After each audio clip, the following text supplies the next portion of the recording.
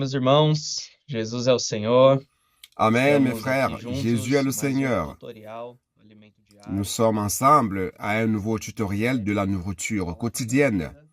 Et cette fois-ci, nous sommes dans la série La parole de la vie, la communion de la vie et pierre vivante pour l'édification. C'est basé sur les épîtres de Jean et Pierre. Et nous sommes maintenant à la 3e semaine qui a comme titre « Dieu est lumière et en lui, il n'y a point de ténèbres ». La référence biblique de cette semaine, c'est dans 1 Jean, chapitre 1, versets 5 à 10. Et cette semaine est merveilleuse, car nous commençons par voir un peu plus de la nature de Dieu. Nous commençons à connaître un peu plus qui est notre Dieu. Et j'aimerais lire tout simplement 2 de ces versets. 1 Jean 1, versets 5 et 6, qui disent « La nouvelle que nous avons apprise de lui et que nous vous annonçons, c'est que Dieu est lumière et qu'il n'y a point en lui de ténèbres. Si nous disons que nous sommes en communion avec lui et que nous marchions dans les ténèbres, nous mentons et nous ne pratiquons pas la vérité. » Donc, durant toute cette semaine, ce message 3, nous voyons la relation qui existe entre la vie, la lumière, la parole et aussi le nettoyage, la purification de notre intérieur, enlevant tout ténèbre, tout péché. Et c'est de cela que nous allons un peu parler. Oh Seigneur Jésus, le premier jour de la semaine, lundi, commence à parler, déjà le titre c'est Parole de la vie, communion de la vie et l'essence de Dieu. Ça c'est le grand point, l'essence de Dieu. Qui est notre Dieu? Et dès le début, il nous a montré que la vie et la lumière sont liées dès le commencement. Lorsque Dieu a créé la lumière, dès le début de la création, après la lumière, la vie est apparue sur terre aussi. Donc, tout ce passage de l'épître de Jean montre cette relation. La lumière à la vie de Dieu. Et aujourd'hui, la vie vient jusqu'à nous à travers la parole. Dans les versets antérieurs de l'épître de Jean, nous avons vu que nous avons reçu la parole. Ici, comme Jean dit, la parole que je vous annonce, c'est la parole qui engendre la communion aussi entre le Père et le Fils. Donc nous aussi, durant le moment que nous vivons, le Seigneur nous a donné un apôtre, la parole prophétique, la parole qui est annoncée aujourd'hui à l'Église. Et cette parole nous inclut dans la communion. Et lorsque nous sommes inclus dans la communion avec le Fils, nous recevons aussi cette essence de Dieu. Nous recevons la vie, nous recevons la lumière. Donc à cette époque-là, Jean annonçait cette parole. Mais aujourd'hui, aussi, le Seigneur nous annonce cette parole à travers son canal. Et cette parole nous inclut dans la communion de la vie. Et lorsque nous sommes inclus dans la communion de Dieu, cela nous amène aussi à connaître Dieu en même temps que nous sommes inclus et que nous connaissons qui est Dieu. Donc, en même temps, pour être inclus, on a besoin de connaître Dieu. Le Seigneur va travailler dans nous à travers cette parole et nous faire connaître de plus en plus qui il est. Frère, ça c'est le point clé parce que ici, nous voyons qu'il existe une différence entre la nature que nous avions et la nature que aujourd'hui Dieu est en train d'infuser en nous. C'est pour cela qu'il est important de se rendre compte que la parole de la vie apporte la lumière, enlève les ténèbres et nous montre quelle est l'essence de Dieu. Le désir de Dieu, c'est que nous soyons sanctifiés et que notre nature soit la nature de Dieu. Oh Seigneur Jésus. Et mardi, l'excellence de la puissance vient de Dieu et non de nous. Donc ici, il commence à nous montrer un peu de la chute de Lucifer. On voit qu'il pensait qu'il était grand, il voulait être égal à Dieu. Et c'est ça qui a fait en sorte que sa chute se produise. Aujourd'hui, nous devons nous rendre compte que comme membres du corps du Christ, Nous ne sommes que des membres. Nous n'avons pas la capacité d'engendrer la vie, de fonctionner par nous-mêmes. Mais la vie vient par la parole. Cette vie qui vient par la parole nous fait fonctionner. Et en fonctionnant par la vie, le Seigneur aussi exécute sa volonté avec puissance. Le verset du jour à lire en prière dit ceci: nous portons ce trésor dans des vases de terre, afin que cette grande puissance soit attribuée à Dieu et non pas à nous. C'est dans 2 Corinthiens 4:7. Le Seigneur sait où il doit nous mettre. C'est le Seigneur qui sait où nous devons fonctionner de la meilleure manière. Ce que nous devons faire, c'est de nous mettre à la disposition du Seigneur, mettre notre vie entre ses mains et toujours chercher à être dans cette communion de la vie, écoutant la parole prophétique afin que la vie puisse aussi nous gouverner. Frères, nous devons nous rendre compte que où le Seigneur nous a mis, c'est là où ça lui plaît. Donc nous ne devons pas désirer d'autres positions, essayant de vivre une autre fonction ou alors faire des choses à la manière que le Seigneur ne nous a pas désignés. Car dans la rébellion de Lucifer, après sa chute, on voit que la désobéissance a été engendrée. Et cette désobéissance, nous allons voir cela plus tard, que ça aussi a porté à l'humanité le péché et la mort. Donc, lorsque nous sommes inclus dans le corps, nous devons toujours nous mettre dans une situation de simplicité et d'humilité et permettre au Seigneur de faire son œuvre et de nous utiliser pour faire sa volonté. Car l'homme a été créé pour que Dieu puisse établir son gouvernement ici sur terre. Et ce gouvernement vient par la vie. Et c'est la vie qui nous fait fonctionner. Si nous cherchons à faire quelque chose de différent par notre capacité, nous allons tomber dans la même erreur que Lucifer. Et ce verset montre que nous avons un trésor. Mais ce trésor se trouve où? Dans un vase de terre. Cela montre qui nous sommes. Quelle est notre condition? Nous sommes des vases de terre. Nous ne sommes pas le trésor. Mais nous avons un trésor à l'intérieur de nous. C'est ça la grande différence de la création de l'homme par rapport à la création des anges.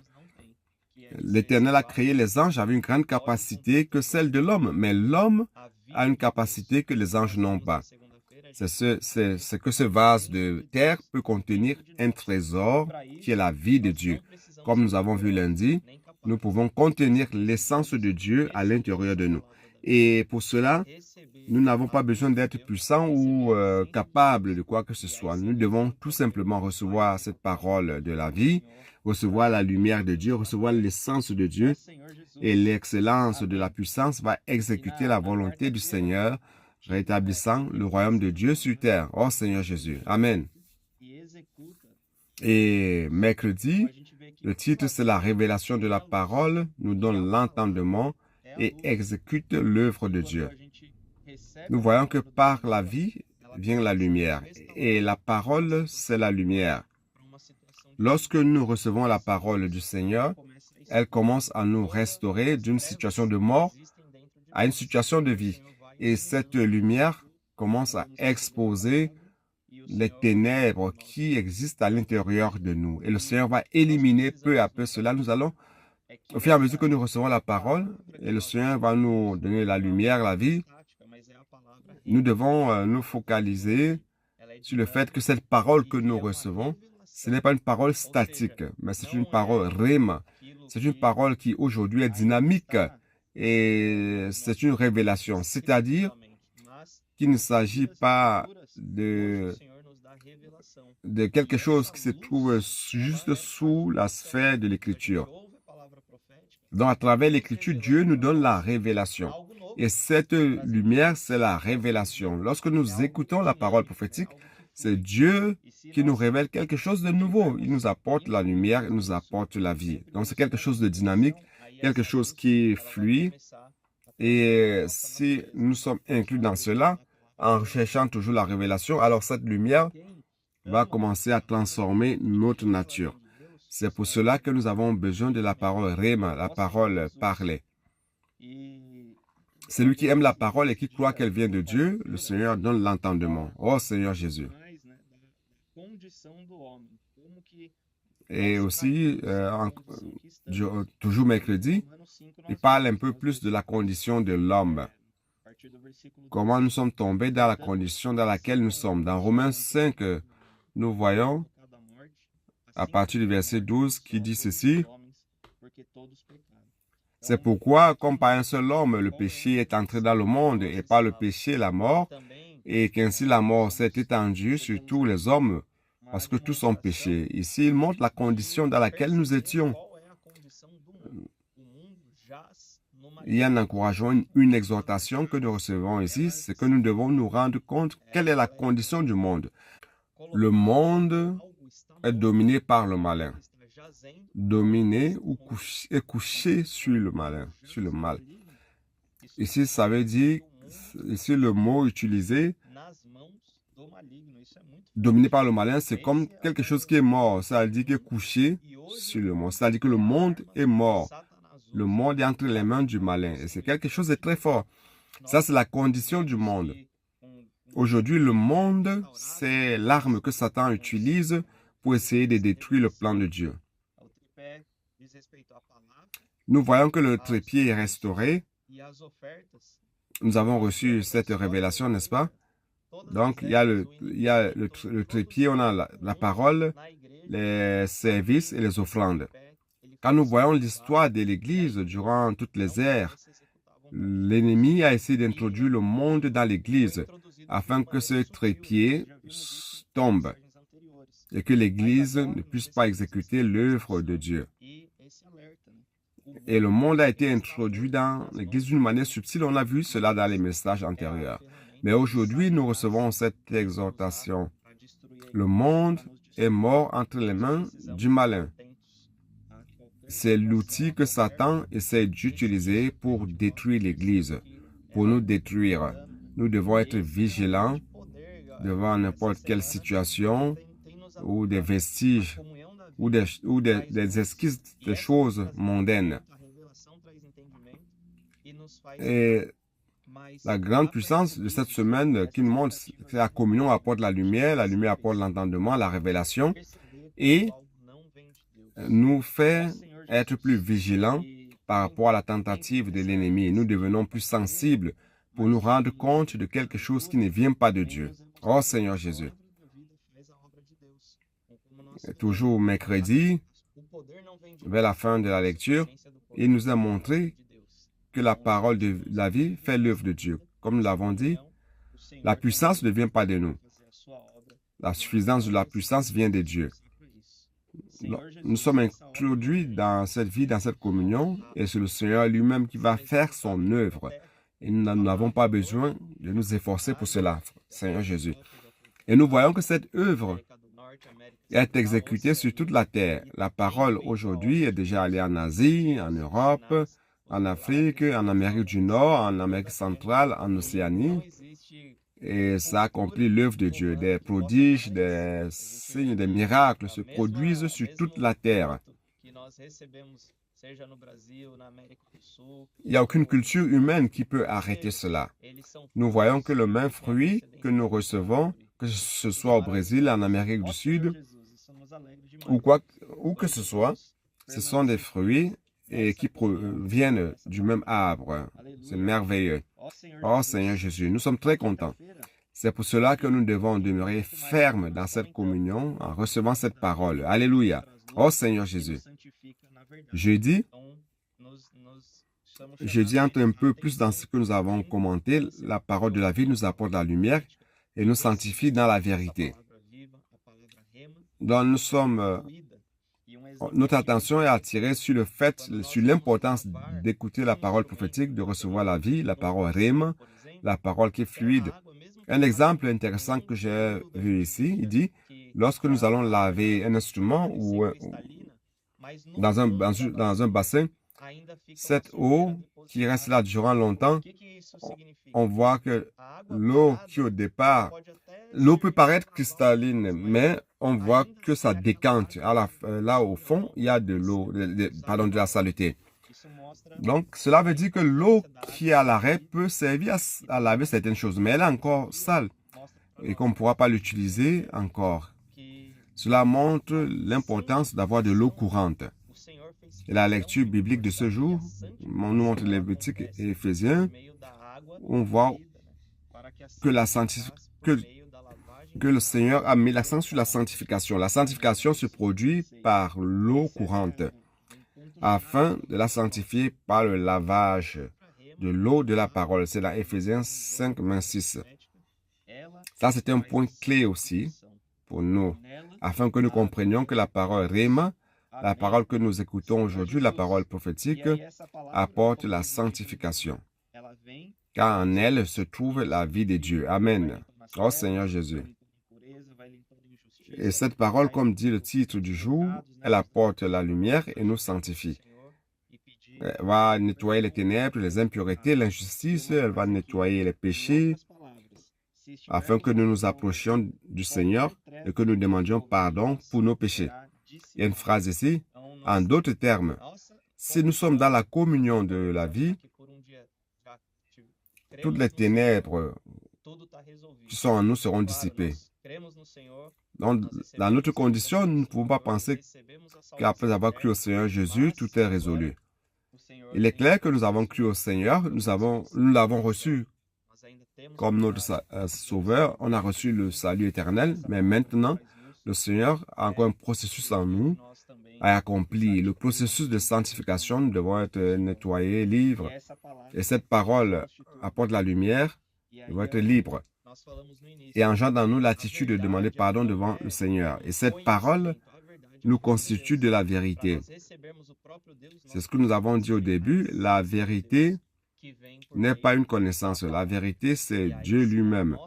Pour recevoir Dieu lui-même, nous devons recevoir l'essence de Dieu qui vient par la parole.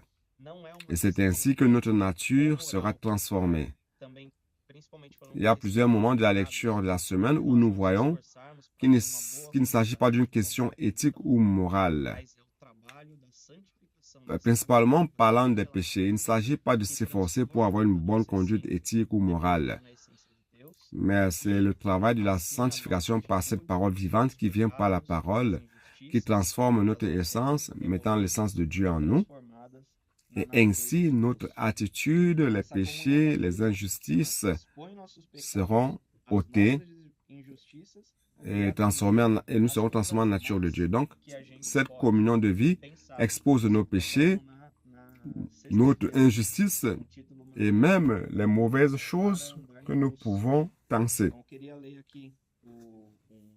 C'est vendredi qui parle de cela. Le titre, c'est « Maintenir la communion de la vie pour marcher dans la lumière ».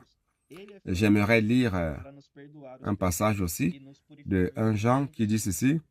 « Si nous confessons nos péchés, il est fidèle et juste pour nous pardonner nos péchés, nous pardonner et pour nous purifier de toute iniquité. Si nous disons que nous n'avons pas péché, nous le faisons menteur et sa parole n'est point en nous. » C'est dans 1 Jean, chapitre 1, verset 9 à 10. Donc, à travers la parole de la vie annoncée, nous sommes introduits dans la communion de la vie avec Dieu et avec les frères. Et ici, il y a un autre aspect qui fait son entrée. C'est notre communion avec les frères, notre communion avec les saints. Lorsque nous sommes dans une condition de péché, avec un cœur plein d'injustice, et que nous ne nous approchions pas du Seigneur, nous sommes coupés de la communion de la vie. Donc, frère, il est très important de comprendre ce point. Car lorsque nous avons un péché ou une injustice dans le cœur, une mauvaise pensée, il ne s'agit pas seulement de recevoir une punition. Il ne s'agit pas de cela. Lorsque nous avons un cœur plein de ces choses, nous ne sommes pas inclus dans la communion de la vie. Et cela empêche la circulation du corps. C'est pour cela que ce point est très important. Notre relation, notre communion avec le corps dépend aussi de notre condition, de notre intérieur. C'est pour cela que notre attention est attirée sur la lumière, la vie, afin d'expulser tout ténèbre, tout péché. Car peut-être extérieurement, nous pensons que tout va bien, mais cette situation coupe le flux de la vie. Et ce flux de la vie, c'est ce qui nous transforme, c'est ce qui transforme l'Église. C'est ce qui fait en sorte que l'Église puisse aller dans les rues, prêcher l'Évangile, faire en sorte que l'Église prenne soin les uns des autres. Donc, c'est une perte pour nous. Si un membre est dans le péché, dans notre cas, personnellement, si nous sommes dans le péché, ou si on a une injustice en nous, nous devons aller rapidement devant le Seigneur pour nous purifier. Car si nous restons dans cette condition, nous allons perdre la communion de la vie, nous allons perdre la circulation de la vie. Seigneur Jésus, oh Seigneur Jésus. D'un autre côté, le côté positif, si nous marchons dans la lumière comme Dieu est lumière, nous sommes en pleine communion les uns les autres. Ce qui nous fait avoir la communion les uns les autres, c'est de marcher dans la lumière, permettant que la vie circule librement et nous vivifie par la parole. Cela promeut la croissance en vie des membres du corps et l'édification de l'Église. En recevant la lumière, nous allons faire la volonté de Dieu et c'est ainsi que l'Église va exécuter la volonté de Dieu. Oh Seigneur Jésus. Samedi, on a un point qui nous aide beaucoup aussi, qui nous apporte beaucoup de lumière. Lorsque Paul parle aux Éphésiens de nous dépouiller du vieil homme pour revêtir le nouvel homme, cela montre que tout ce processus est lié à la décision de se dépouiller des vieilles choses pour choisir la vie. Nous savons que mettre la pensée dans l'esprit apporte la vie et la paix. Donc lorsque Paul dit, vous dépouillant du vieil homme et vous revêtant du nouvel homme, c'est une décision que nous devons prendre. Tout ce que nous avons vu durant cette semaine, il nous revient de prendre la décision d'être inclus dans la communion de la vie, de laisser tomber l'essence du vieil homme, la tromperie de la vieille création, et décider de rechercher la parole par la faisant l'immersion, la pratiquer ce que la parole prophétique nous dit, et cela va faire en sorte qu'on va nous allons nous dépouiller du vieil homme, nous serons inclus dans la communion de la vie et nous allons recevoir tous ces processus que nous avons évoqués ici. Et le prérequis de cette communion, c'est de nous dire la vérité. Nous vivons dans la vérité et nous ne devons pas mentir ni inventer. Entre nous, nous ne devons que dire la vérité. Parfois, la vérité va exposer ce qui est en nous, mais nous sommes dans la communion de la vie et c'est exactement de ça dont parle la parole. Il y a quelque chose en moi qui doit être encore exposé, enlevé, quelque chose qui me dérange, n'est-ce pas? Il ne s'agit pas de nous exposer ouvertement en public, mais dans la vie de l'Église, nous devons nous dire la vérité. Nous devons toujours transmettre réellement la réalité. Car ça, c'est la nature de Dieu. Dieu est vérité. La parole, c'est la vérité. Donc, nous devons être revêtus de la vérité, nous dépouillant du vieil homme. Donc, il y a une décision à prendre. C'est la décision que nous devons prendre. Oh Seigneur Jésus.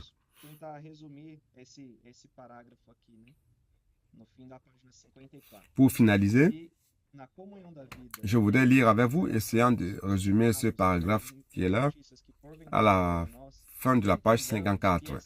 Si dans la communion de la vie, Dieu expose les ténèbres, les péchés, les injustices qui pourraient être encore en nous, nous comprenons que cette lumière n'a pas comme objectif de condamner, mais de produire en nous une bonne conscience afin que nous servions le Dieu vivant.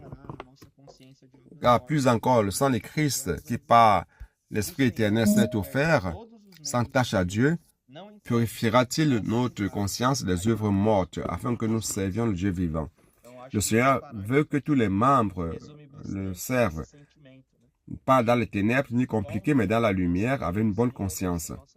Donc, je pense que ce paragraphe résume bien ce sentiment de quelle est notre condition, quelle doit être notre condition lorsque nous servons le Seigneur, de comprendre que tout a déjà tout nous a été donné, tout est prêt.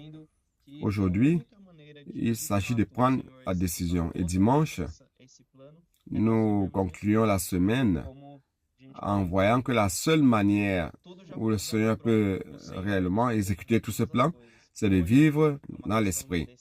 Comme nous l'avons commenté, tout est prêt. Le Seigneur a préparé toutes choses. Aujourd'hui, c'est une question de décision. Comme le peuple d'Israël, Dieu a présenté au peuple d'Israël la bénédiction et la malédiction, la vie et la mort. Aujourd'hui aussi, il nous est présenté aussi la communion de la vie, la parole de la vie, afin que nous soyons inclus dans cette communion et que nous recevions la lumière, la sanctification, la vie, l'essence de Dieu. Donc nous devons prendre cette décision de mettre la pensée dans l'esprit en recevant cette parole, cette communion. Donc je voudrais vous remercier pour avoir suivi et demander aussi aux frères de lire tous les versets clés de chaque jour de la semaine. C'est beaucoup de versets afin que nous puissions recevoir plus de lumière et de révélation à travers la parole que nous recevons et que le Seigneur puisse nous parler. Étant inclus dans la communion de la vie, recevoir la lumière, la vérité, faisant que le Seigneur habite abondamment notre cœur. C'est cela, frère. Jésus est le Seigneur.